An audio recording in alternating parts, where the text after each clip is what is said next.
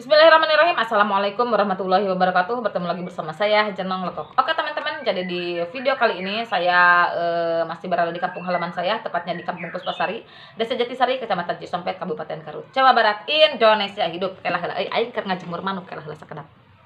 Saya saja. Oke, jadi saya masih berada di kampung halaman saya, meskipun sekarang saya mau ke kota, mau ke ibu kota, mau ke Jakarta. Jadi saya bikin konten dulu ya, dua aja bikin kontennya buat persiapan. Kan nanti kalau udah di ibu kota mas saya boro-boro kudu konten atuh lieur kan naik perjalanan dari Cisompet Jatisari ke Jakarta itu memakan waktu 12 jam. Itu kalau tidak macet. Kalau macet itu wah lebih heboh lagi. Oke, jadi di sini saya akan membahas tentang burung murai lagi ya, dan di sini yang akan saya bahas adalah plus minusnya dinolkan extra fooding. Apa dampak positifnya untuk burung dan pasti ada dampak negatifnya untuk burung tersebut. Karena di dalam hidup ini ada dua hal yang selalu terjadi di dalam kehidupan kita, yaitu ada yang pro dan ada juga yang kontranya. Ada yang bagusnya dan juga banyak yang jeleknya. Nah, seperti itu. Jadi di video kali ini saya akan membahas dulu dari yang plusnya dulu, karena semua manusia itu ingin yang terbaik dulu, barulah kita berpikir yang jelek-jelek. Oke, jadi yang plusnya itu apa? Plusnya itu burung itu lebih stabil untuk hormonnya, untuk sistem metabolismenya, untuk sistem pencernaannya, untuk jaringan-jaringan yang terindikasi dia itu ada jaringan-jaringan atau sel-sel yang tidak berfungsi pada semestinya itu akan stabil lagi, karena pada saat pengenalan extra fooding itu semua yang ada di dalam tubuhnya dia itu di reset ulang, jadi dinolkan, di refresh kembali muda seperti setelah mabung, seperti waktu dari trotol ke pastol itu burung muda lagi. Seperti itu. Seperti kalau kita habis melahirkan geninganannya dan meningkat asa bercahaya, asa ngagelisan gitu. Makanya saya mah selalu ingin punya banyak anak kan, cantik lagi, muda lagi. Oke, jadi di plusnya itu jadi burung itu akan lebih ramping, akan lebih singset, akan lebih gacor dia itu, untuk mentalnya dia juga kembali, karena pada saat dimandirikan, pada saat diisolasikan, dia itu burungnya itu merasa hening, merasa rileks, merasa nyaman. Nah, lalu untuk sistem metabolismenya di reset. Nah, seperti itu. Lalu untuk minusnya apa karena plusnya dari kemarin-kemarin udah saya jelaskan di konten-konten yang kemarin. Kalau untuk minusnya, kita itu kan berharap burung kita itu gacor, tapi setelah dinolkan IF-nya, tanpa ada pendampingan, tanpa ada pengarahan, itu biasanya kita itu kan pemula. Pemula ini di sini yang saya mau ajak bicara itu pemula. Karena kalau untuk master, untuk suhu, saya itu tidak berani. Dan mereka mah tuh udah ahli dalam bidangnya. Hari ini mah pemula mah kan kadang-kadang mereka itu kewalahan karena baru pertama mengadopsi, karena baru pertama menginjakan kaki. Dulu juga saya waktu pertama menginjakan kaki mah udah habis burung teh berapa siki, berapa biji. Atau siki dua atau merenong ari siki. Nah, biasanya minusnya itu ketika kita menolkan IF-nya, kita lupa pola settingan seperti apa yang harus kita terapkan pada burung kita. Karena kita juga kadang tidak mengerti karakter burung kita itu larinya mau kemana.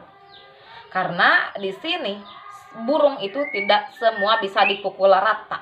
Burung tipe dingin harus begini, burung tipe panas harus begini. Tidak semua burung harus dipukul rata. Tapi ada beberapa burung yang memang dia itu ada kesamaan. Ada kesamaan di dalam gejala-gejala yang ditimbulkan burung tersebut dengan apa yang saya katakan di dalam konten saya. Semisal burung macet bunyi, semisal burung ngembang-ngembangin bulu, semisal burung dikasih settingan tinggi, dia itu malah ngembang-ngembangin bulu, dikasih settingan rendah, dia itu malah ngehayuntun seperti burung yang sakit. Kadang-kadang dia itu kelelahan. Dulu bagus kerjanya, sekarang makin kesini makin merosot performa di lapangannya. Teruslah kita mengikuti saran-saran dari para konten kreator di YouTube. Sebenarnya ada youtuber sebenarnya mah palinter menurut saya mah. Dulu juga saya awal-awal belajar burung murai, di samping kita sharing dengan teman-teman yang ada di dunia nyata, saya juga sharing bersama teman-teman yang ada di dunia maya. Karena para youtuber itu sebenarnya ya, para konten kreator di YouTube itu cerdas-cerdas menurut saya. Para rintar menurut saya. Memang benar, asal kitanya aja yang pandai memilih konten kreator mana yang lebih ke realita, lebih ke kenyataan. Memang burung saya itu di setting tinggi itu malah ngembang-ngembangin bulu, malah bulat badannya ketimbang gacornya. Alhasil apa? Kita mengikutilah konten pengenolan IF. Tapi tanpa ada pengarahan dia itu. Oh, pengenolan IF udah aja nolakkan IF-nya cuma dikasih pur sama dikasih cepuk air minum. Sedangkan untuk pengembunannya bagaimana? Untuk penjemurannya bagaimana? Hariannya apakah harus dikerodong ataukah harus diablag? Hariannya apakah boleh dimaster atau tidak? Hariannya apakah boleh dipancing-pancing dengan burung yang sejenis atau tidak? Burung pemancing emosi murai atau gimana? Burung pemancing birahi? Burung macet bunyi langsung nyaut? Apakah boleh? Sama sekali tidak boleh. Jadi pada saat waktu dinolkan IF-nya, kalau kita mengkerodong dia terus-terusan, itu burung lama-kelamaan akan mabuk. Karena apa? Extra fooding dinolkan, tidak dimaster, tidak dijemur, jemurnya minim, pengembunannya minim. Alhasil apa? Si bulu-bulunya itu karena terus-terusan menghisap amonia yang ada di dalam nya, menghisap zat-zat asam yang ada di dalam nya. Ini si bulu-bulunya itu longgar. Maka terjadilah indikasi keluar bulunya itu, mabung dia itu. Kalau burungnya itu yang apa namanya teh paling saya biasanya mabung November. Ini Agustus, September, Oktober, November, padahal masih ada 3 bulan lagi. Itu burung di setting seperti itu, dinolkan IF-nya. Terus kita itu tidak tahu harus berapa lama kita menolkan IF-nya. Apakah harus 1 minggu? Apakah harus 2 minggu? Apakah harus 3 minggu? Apakah harus 1 bulan? Kita tidak tahu. Karena apa? Karena minimnya pengetahuan kita. Terus kita itu melakukan seenaknya aja. Asal nanti dia itu setelah dinolkan mau bunyi aja, mau gacor. Nanti kita buka pengnolan IF-nya. nya udah seperti pasta aja, nya udah bagus aja, nya sudah pada semestinya. Barulah kita akan membukanya. Itu tidak bisa seperti itu. Itu burung malah akan semakin parah untuk penyakitnya. Karena kita tidak mengerti karakter burung kita itu mau kemana. Kita juga tidak mengerti tentang rawatan settingan 0 IF. Yang ada apa? Kita diraba-raba saja. Diraba-raba. Kalau diraba-raba ada bijinya 2, itu baru ketahuan. Nah, itu biasanya. Jadi ada plus minusnya. Minusnya kalau kita tidak bisa merawat, burung itu bukan malah sehat. Malah dia itu penyakitnya akan malah bertambah. Karena apa? Karena dia menghirup mendapatkan perawatan yang tidak pada semestinya.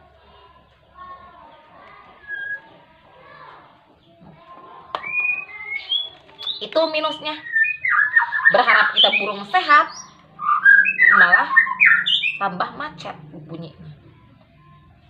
Ada pantangan yang harus dilakukan saat kita menolkan extra fooding. Ada di video saya yang lalu pantangan yang harus dilakukan saat kita menolkan IF.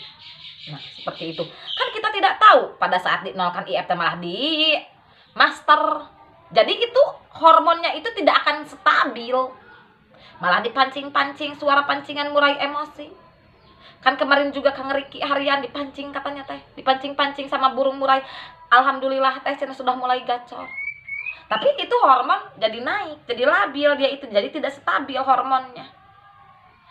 Apa pengaruhnya kemana? Ke sistem metabolismenya juga terpengaruh. Karena apa? Hormonnya itu tidak stabil. Sedangkan yang kita harapkan setelah dinolkan IF-nya di hari yang kelima, kemarin juga burung sudah mulai indikasi gacor gogoekan seperti ini. Di hari yang ketujuh dia itu kita harapkan dia itu untuk pencernaannya sudah bagus, untuk sistem kekebalan tubuhnya dia itu sudah bagus, untuk nya. Dan juga di sini saya juga menjelaskan ya, kalau yang saya alami pribadi, kita itu jangan berpacu hanya pada nya saja, karena nanti kalian akan kewalahan sendiri. Seperti halnya kita berpacu penggacoran itu kalau sudah dijemur kencang, no? Tapi kenapa burung saya belum gacor? Nah, itu juga. Itu bukan menjadi patokan utama. Itu bukan menjadi faktor utama burung gacor karena dijemur kencang. Bukan. Tapi penjemuran hanyalah sebagian dari treatment untuk burung itu sehat. Karena kalau burung kita itu sehat, burung kita itu kenyang, alhasil burung kita itu akan gacor. Nah, seperti itu. Jadi bukan burung sudah saya, kita juga harus mengetahui pakannya, pakan yang dimakan jangkrik itu apa. Jangan cuma dikasih makan kardus. Kita itu harus memberikan makanan-makanan yang padat gizi, penuh nutrisi, seperti wortel, seperti bayam. Itu untuk tenaga, itu untuk powernya. Jangkrik itu semisal pil kosong yang harus kita isi.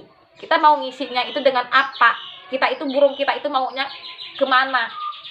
Kalau burungnya kurang tenaga, kurang power, kerjanya kurang bagus, kasihlah wortel. Nah, seperti itu. Itu biasanya sistem pencernaan yang terjadi pada burung-burung yang indikasi kurang birahinya, kurang emosinya. Itu biasanya karena kita juga lupa pakan yang dikasih kepada jangkrik itu apa. Nah, seperti itu. Kalau pakannya sudah bagus, sudah sehat, burungnya juga akan sehat. Kalau burungnya itu cuma dikasih kertas, apa yang akan dia ubah? Meskipun dia memiliki protein, si jangkrik itu, tapi proteinnya itu rendah. Makanya jangkrik itu wajib ada, seperti halnya nasi. Seperti itu. Jadi untuk minus yang pengenalan ekstra puding, kalau kita tidak didampingi, kalau kita tidak tahu pantangan-pantangannya, itu burung bukannya sehat, malah macet, malah tambah ngelowo, malah tambah ngungkluk, malah tambah ngembangin bulu, tatapan mata kurang tajam, bulu yang tadinya mau singsat, mau rapat, mau padat, dia itu malah semakin ngembang. Karena apa? Dia itu seperti yang mau mabung. Kalau burung yang mau mabung kan dia itu seperti yang gering, ngahuyuntun, tatapan mata kurang tajam, gacornya tidak ada. Terus ini ngahuyuntun, ngembangin bulu. Makanya Kang Heri kemarin juga bilang, di hari yang ketiga nya gede. Saya bilang, Kang jangan terus-terusan dikerodong. Hariannya bagaimana? Terus-terusan dikerodong dari pagi sampai kita ketemu lagi pagi. Dikerodong terus karena dia kerjanya kantor. Saya bilang, Kang ablag, setengah hari di ablag dan setengah harinya lagi harus dibuka. Dikerodong untuk supaya dia itu merilekkan pikirannya.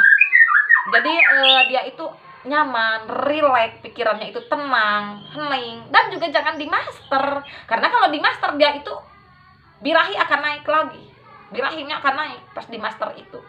Apalagi dipancing-pancing, burai emosinya akan naik. Yang ada apa? Tidak stabil di hormon, goyang dia itu, goyang lagi. Makanya udah biarkan dia diheningkan.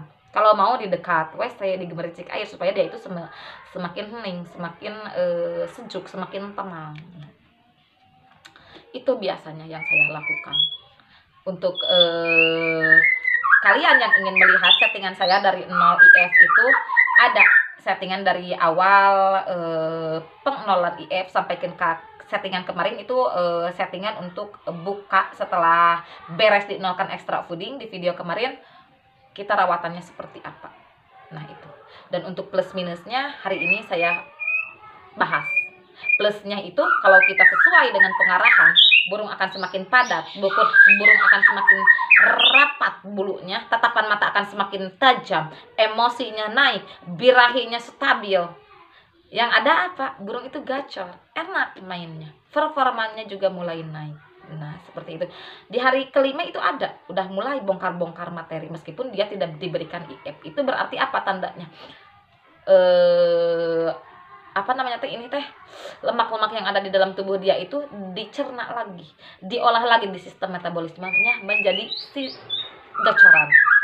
Nah, oke lah, segitu dulu konten dari Jenong Legok untuk saat ini.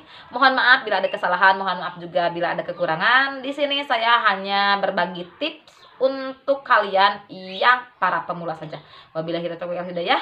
Wassalamualaikum warahmatullahi wabarakatuh.